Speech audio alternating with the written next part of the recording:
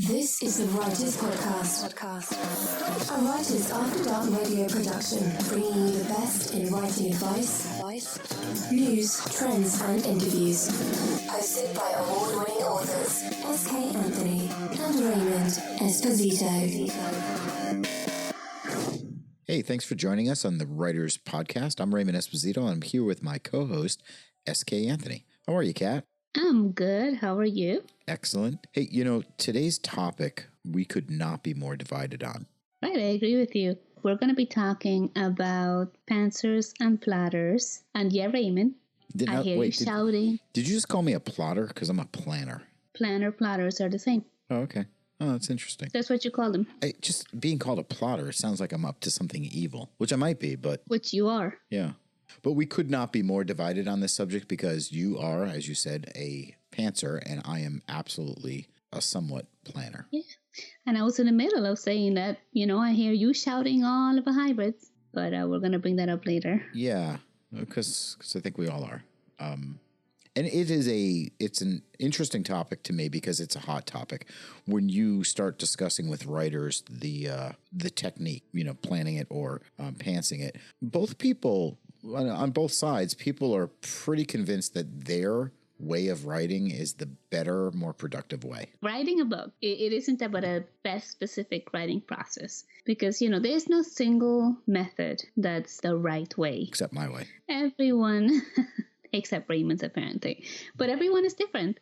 So instead of us wasting our time debating which is best, even though that's what Raymond wants to do, why don't we explore the pros and cons of each? I absolutely agree. That's a good idea. And then we'll come to the mutual conclusion that I am correct, which I actually wouldn't defend the planner thing simply because I am a hybrid and I do a little bit of both. But I think to start out with, why don't you explain to us what exactly craziness a pantser goes through when they're writing a book? What does that look like? Well, I am S.K. Anthony and I'm a pantser. And the other slightly more famous S.K., Stephen King, is a notorious pantser, which is somebody who writes by the seat of their pants. There is almost no plotting before we start to write. Most of us let the characters in some aspect of the settings tell the story. So to understand that, you have this idea. You have an idea for a story, say, a young lady with superpowers. That's where you just start writing that? Yes. You see where that goes. Yes. Me, like any other of the pantsers, we do have some prep work before beginning our story. It's mostly in our head, which actually is probably scary on its own because we all know how not writing something down does cause us to forget stuff. All right. So you're working off of tidbits, right? You've got Yeah, it's as simple as knowing the main idea, the conflict, maybe an exciting scene we need to get to, or maybe even just a specific theme we want to cover. Like Nora Roberts, for example. She says she never knows where her story is going. She just sits down at the computer to find out. So as a planner, that just, I wouldn't even know where to go with that. Yes, why don't you explain what a plotter, a planner, what they are? So for a planner, we equally have an idea, a plot idea, but we do more outlining. So I not only outline, but my method of outlining is I have to lay out my chapters, and my chapters have to have titles. And then within those chapters are sub-chapters which also have titles. And it's not that I'm locked into those, an outline that's so specific that every step is laid out. But I generally know what the idea is for every chapter and subchapter, and I write to that. That is actually interesting for me because I'm a control freak. I'm OCD. I get really crazy about this. And ironically, that's exactly why I'm a pantser. If I do, like you or any other platter does, like J.K. Rowling is a famous, platter, I will go crazy because if I write down the chapter and I write down the scenes that need to happen in this chapter, when I'm actually sitting down to write it out, I feel like I cannot deviate from that. I have to write exactly what I said, and it kills my creativity, I feel. That's an interesting dynamic that if you wrote out an outline, you would be bound by the outline. And I don't think, and I keep saying planner and you keep saying plotter because you want us to be evil. I don't know that, I often There is. I'm sorry, hang on a second. There is, in the writing world, you call them pantser, platter, hybrid, or planter, which is the hybrid, right? When it's platter and pantser together. So I'm not making you out to be evil, though you are. Yeah, You do like to write dark fiction, and I've read some of your stuff. My goodness. Apparently, I'm not up on all the terms. So I wouldn't want anyone to think that I almost said plotter. I wouldn't want anyone to think that a planner is writing. That's not a formula. Like, we're not formula writers, but I use a 3-4 method. So my 3-4 method is that within every chapter are 3 or 4 sub-chapters.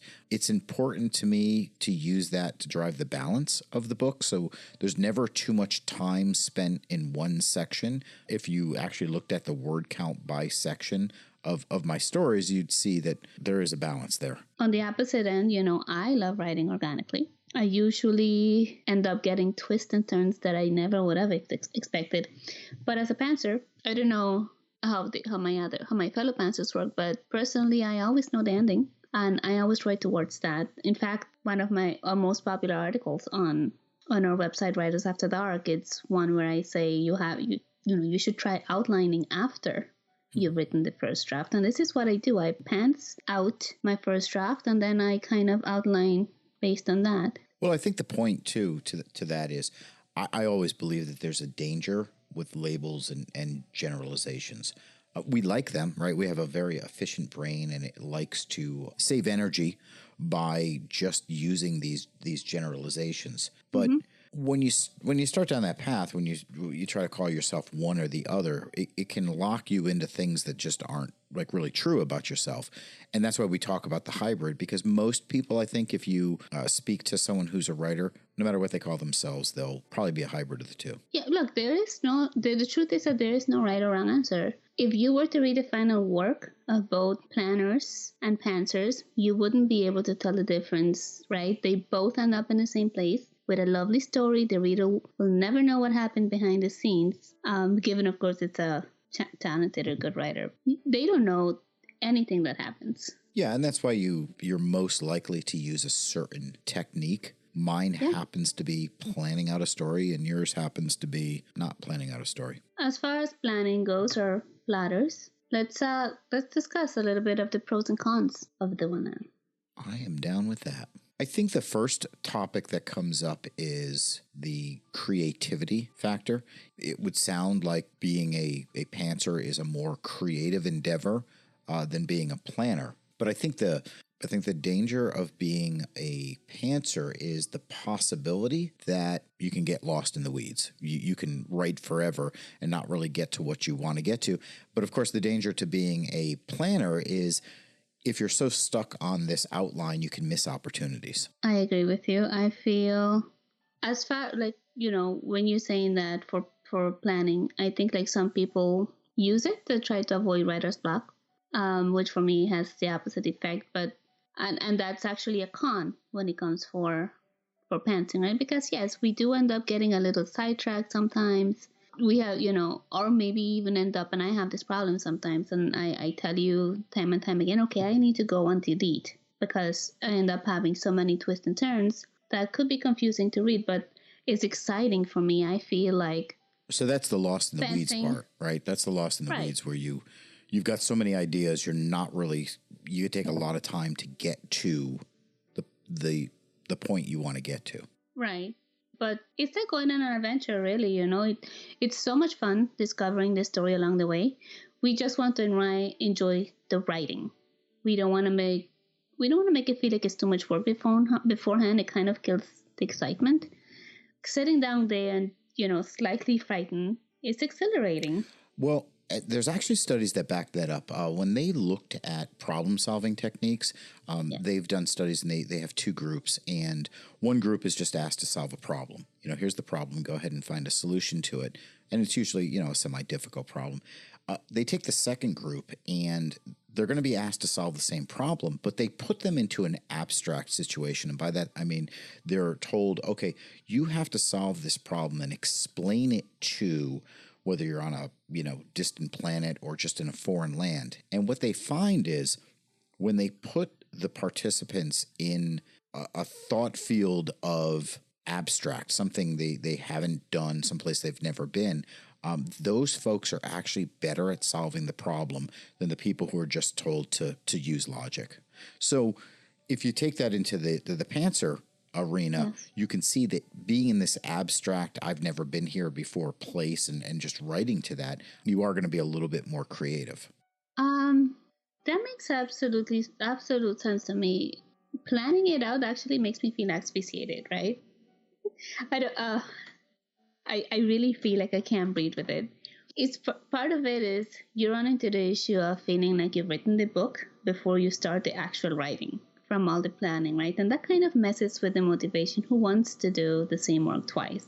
I know we've had this conversation before, but I tell you, like, if I'm so excited to write a book, but I sit down and then if I start writing all the little details and I'm done, I feel satisfied. I guess I wrote it. It's almost like when you and I, like when we sit down to plan our week or a month or year, like the New Year's resolution issue, we sit down and then we make all these plans, all these little, I'm going to go to the gym this many times, I'm going to do this and that. You make a list and then you feel satisfied because you feel, okay, I kind of did it. It's like a dreamer's kind of problem.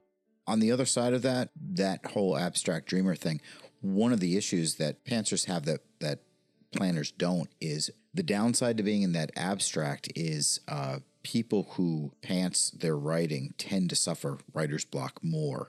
And it could be because, as studies show, plotters or planners, having this outline relieves the stress. You sort of have a roadmap of where you're going, so you know you're less likely to suffer writer's block because you know what you're writing to. Even if you have a bad creative day, you know you're going from point A to point B, and that gives you the guide to get there. Yeah.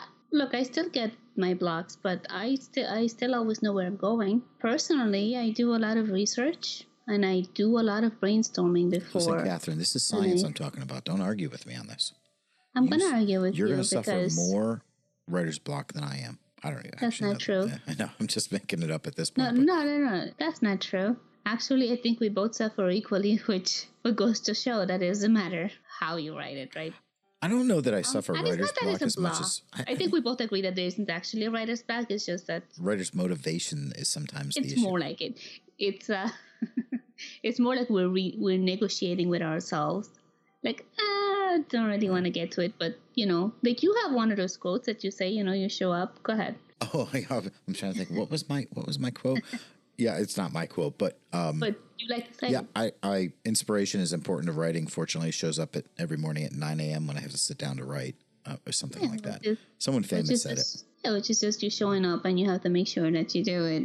But really, pantsing, I love the freedom that comes from not having things too planned out. I think it's always interesting too, perspective, right? So for me, the organized structure helps me see the work. So by having an organized structure, I can see what I need to do. Before you get to that, I kind of wanted to, as far as pantsing, where you were talking about the cons, probably one of the most famous examples of a pantser who lost control is George R.R. Martin. His Song of Ice and Fire epic fantasy series, most famously known as Game of Thrones series. It's a 7-book series that has been ongoing for 20 to 21 years now, and we're only on book 5. And he fully... At the very least, he's confirmed that it's all in his head if that's any consolation. Well, yeah, but he fully confirms that he'll probably never finish it, and after he dies, somebody else will have to. I mean, that would drive me that would drive me crazy. Like, you don't have a plan. I mean, I'm following you on HBO. I'm not reading the books, but I'm following you on HBO. I'd like to know there's a plan in place for some closure. And whether you're a plotter or a pantser, it really depends on the way the ideas come, from you and your general disposition. So I feel really fearful of, like, one of the reasons I was writing short stories before I wrote novels was because I had this fear that I couldn't actually write 80,000 words in a sitting. And one of the ways planning helped me overcome that was I used this structure that helps me have some control and some feeling like I can do that. And that is every book starts out 12 chapters, 3 sections, and 2,000 words per section. So if you add all that up, it comes up to 72,000 words. So I have, like, if I can outline 12 chapters, 3 sections at 2,000 words, I sort of feel like, all right, if I start this endeavor, I can get to a novel. I have this, and I've never written anything in a novel that's less than 80,000 words, but I always have this fear when I start, like, I'm going to wind up with a novella. I'm going to wind up with 30 or 40,000 words and not have anything else to say. That makes me feel so stifled. Like, I then question, how much of it is organic, and do I sound robotic translating what I wrote? Like, it's not natural for me. Like, nothing helps me streamline my plot more than having all those really crazy and annoying, terrible descriptions right in my face. So for me, seeing the work helps me organize the structure, and I fix the mess because it's easier for me that way. Like, I have to see it. And before we get into the hybrid thing, you moved on already to the other point. Well, my segue into the hybrid thing is I completely pants short stories. Like, I would never think of outlining a short story. But it's so short. Pantsing a short story is like outlining it because it's already so short. When you rewrite it, but that's kind of what I do with my novels.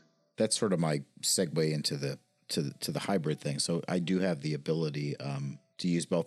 But the one thing I think is different about pantsers and planners is, and this is anecdotal, I have no scientific evidence to back this up, but I would presume that planners write their books quicker than pantsers.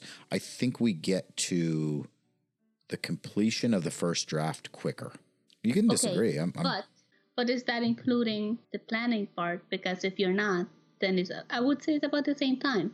You're taking the time to sit down and plan out all your details, and then you write it out. We write it out and then we fix it. It's probably around the same time, but each writer is different anyway. Yeah, I know that sounds competitive to you, so you don't want to agree with it. So we should maybe have a challenge. We'll both start fresh books on day one, and we'll see who finishes first. Oh, don't be I'm not gonna do it. Can you imagine can you imagine the pressure? That's like that. What is that? Mino. I'm going to write a novel in a month thing. I would never. I respect people who do it. No way. I cannot have that kind of commitment. I did an unofficial one once, and it was fun. But it helps the pantsing. Although they tell you in NaNoWriMo ahead of time, you should pre-plan every single detail before you write it. So I feel like nobody writes a book. I feel like it's cheating. I feel like people wrote the book in advance and then just pretend they wrote it during the month. Well, that's how I feel about you. Because you plan everything. That whole, on the blog thing, the whole A to Z blogging in the month of April? Like, I didn't realize that people plan those in advance and have those set up. I literally thought I had to write, and I did. I wrote something every single day for a month. And then I found out, well, no, nobody does that. You prep that stuff in advance. I'm really not sure how you found this out, because I told you around the beginning of March, I'm writing all my posts for April so I can focus on. Well, listen, hey, I don't want to insult you. I just thought you were a cheater. I'm like, well, that's not how the game's played. Yes, you thought I was cheating. Apparently, that is how I'm the only idiot actually writing every day. But I had everything pre-scheduled. Okay, so back to the hybrid, right? Brandon Sanderson, he's primarily a plotter, but he does admit in his lectures that you can find on YouTube that he outlines the plot lines for his novels, but is a pantser when it comes to discovering the characters, which, by the way, a pantser, the other term, is discovery writer. But so many people wait, time out. You guys get to be discovery writers and we're plotters. We're like, we sound like we're backstabbers. We're plotting and how come your term is obviously... You know how we came up with that? Yeah, a pantser came up with it. Through pantsing, we came up with it because creativity is at its best that way. Yeah. But, so many people are doing both now. They plot part of the book, or they loosely plot the whole thing, and then they pants their way through the open spaces. I have another term that's better than discovery writer. Disassociated writer. You're all just schizophrenia. You're all crazy, and you're just rambling on through this book with a stream of consciousness. Let me ask you a question. Which writer do you know that isn't crazy? Next question, please. Okay. We're all crazy. It's part of the job. Using a hybrid approach to writing does give you least reasons to have an excuse, really, though, right? But it's good. If you get stumped in a scene, you can always try switching to the opposite method. that you're working on and see if that helps you at all. Yeah. I do that. And like I had said at the beginning, I think that putting any kind of label on yourself is probably not conducive to being a productive writer. You get too caught up. I mean, for years we had this left brain, right brain belief that people used one or the other. And, all brain imaging today shows that the brain doesn't really work like that. We're not left brain or right brain thinkers. The brain equally spreads out the energy. I don't understand what you're talking about. I just took a quiz on Facebook that had me. Yeah. Actually, I was 50-50, exactly 50% where I was creative and I was logical. Yeah, because we all are. But I was. Everybody else gets different stuff. Because those original studies were based on people who had like severe brain injury. What they found in the third phase is, somebody, when you initially lose a part of your, left or right side of your brain, there is a period where there's certain things you can't do. And that they believe that meant we are left and right brain. But as those studies go on, the brain adapts and everything you lost, you regain. The brain just rewires itself. So we're not left or right brain thinkers. So my point is, putting any kind of label on yourself, saying I'm good at math, so I can't be good at writing, or I'm good at writing, so I can't be good at math. Those things aren't true. And saying I'm a planner or I'm a pantser, I think most of us are probably hybrids. I think we do a little bit. I mean, I don't know. But I can't imagine outlining every detail of a story. I think it's funny that, right, where you say, well, there are some hardcore planners, plotters, who will go and outline everything. What do? Write algebra books? Pretty much. Well, in my mind, that's what it is, right? What else would it be? But here's the thing. Even if you have that, like, I think everybody, but that's just my personal opinion. Nobody wants labels, but even if you, like you yourself who do each chapter, you're still going to go on organically write what happens in between, even if you know what's going to happen. So I think as long as you sit down and you write, that's what matters. Yeah. At the end of the day, whatever it takes you to get there. I do think for me, there's places where it helps. I need it for my pacing. I need it for, like, I really like to do page turning cliffhangers at the end of each section. And without the planning part of it, I don't know that I could effectively get there. I don't think I could just guess my way to that. That's you. For me, I feel like whether you're throwing a snooze fest or you're like really speeding through your book, like pacing is one of those few elements for me that I can't fully grasp until it's all down on the paper. How do I explain this to you? Like in my pantser's brain, is you're watching a TV show, you're watching a movie, and then you kind of rewrite it better in your head. That's how it works for me. Like I have to see it and then I have to fix it. But I feel like once you wrote your first draft, you can develop your pacing, and then it allows you to add smoother transitions because you have underlying stories. You have your main storyline. You have so many elements going on that seeing it all come together helps you fix it, for me. Yeah, I like to see it all come together in my outline, so I know it's coming together, so I know what I got to write to. Otherwise, I'll probably get lost in the weeds.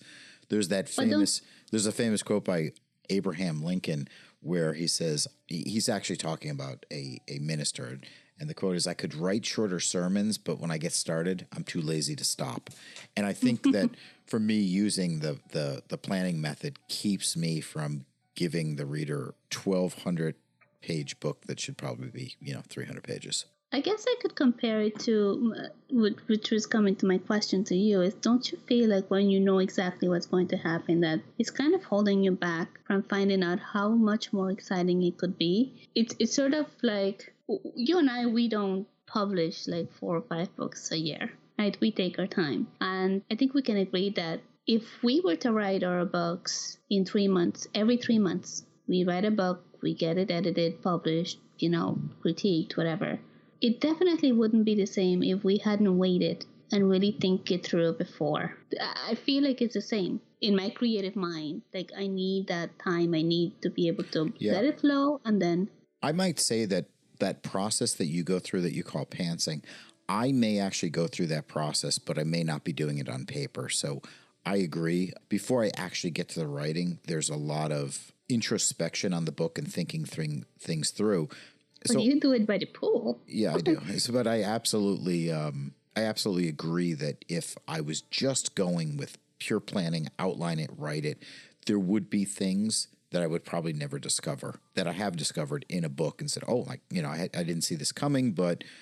And I think that's the beautiful part of writing when you reach that point where it's the characters take over the story and they're doing things that you didn't imagine they were going to do when you first sat down to write it. But that's how I feel at all times. I know what I want to happen. I know where it's going. And then so I feel like I'm living it with my character as it's happening. I let them guide me. I let them show me. I know who they are. Lorazepam might help that problem. They all have their own... I'm sorry? Lorazepam might help that problem. Well, that's okay. I have wine and vodka. But really, like I said, I really feel like I can't breathe if I was to have everything planned out like you do. Well, although the one thing we have in common is we do plan out our music beforehand. You gotta have a playlist, which is good for another episode. I think that really when you get down to the bottom line, it's not how you get there. I mean, it's just a question of how you're comfortable getting there and how quickly you get there. And if your method is to sit down and start writing and find out where it goes, or your method is to sit down and create an outline of exactly how it goes, by all means, yes. As long as the end product, you could not pick up any book, and figure out just by reading it whether you're reading a pantser or a planner. Exactly. So with that, we want to leave you with this quote by Christina Estradi, which she says, writing is not just a process of creation, it is also a process of self-discovery. That it is. And we want to thank you for joining us, and we look forward to seeing you on the next episode. Thank you for listening to the Writers Podcast. Be sure to subscribe so you never miss an episode. For more articles, news, and advice, visit our website, writersafterdark.net, or follow us on Facebook and Twitter. The Writers Podcast is a Writers After Dark radio production. Executive producers SK Anthony and Raymond Esposito. Copyright 2017.